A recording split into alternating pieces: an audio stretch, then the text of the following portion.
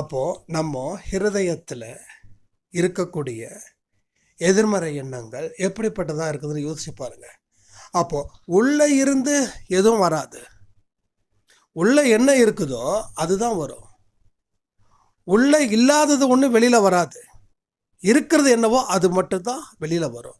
அப்போ உங்கள் வார்த்தைகள் எப்படிப்பட்டதோ அதுதான் உங்கள் எண்ணங்கள் எப்படிப்பட்டதோ அதுதான் வார்த்தைகளாக வரும். வார்த்தைகள் எப்படிப்பட்டதோ அதுதான் செயலாக மாறும். அந்த செயல்கள் எப்படிப்பட்டதோ அதுதான் விளைவுகளாக மாறும். அந்த விளைவுகள் தான் வெற்றியோ தோல்வியோ துன்பமோ துக்கமோ மகிழ்ச்சியோ சந்தோஷமோ எவ்ரிதிங். அப்போ இந்த விஷயத்தை நீங்கள் எந்த அளவுக்கு புரிஞ்சிருக்கீங்க அப்படின்றத எனக்கு நிச்சயமாக கமெண்ட் பண்ணுங்கள். உங்கள் வாழ்க்கையில் என்டையராகவே நீங்கள் சேஞ்ச் ஆகலாம். Complete A to Z.